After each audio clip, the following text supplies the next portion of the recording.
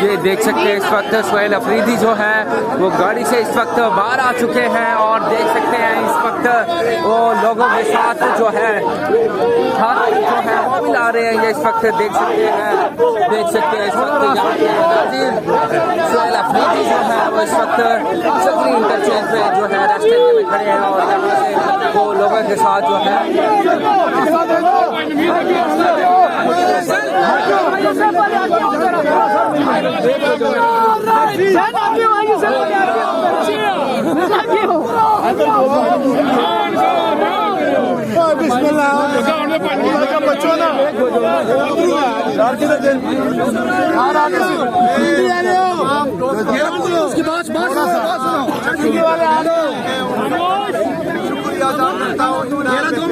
बात करने पर हमारी मंजिल इंशाल्लाह लाहौर है। इंशाल्लाह हमने लाहौर जल्द अज जल्द पहुंचना है। वहाँ पर हमारे तंजीमी दोस्त पार्टी के दोस्त हमारा इंतजार कर रहे हैं। सर 5 मिनट नीचे आए सर।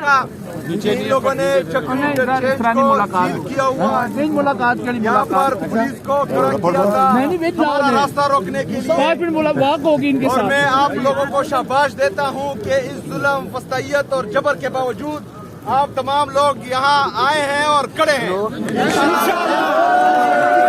हमने इमरान खान का साथ देना है। हमने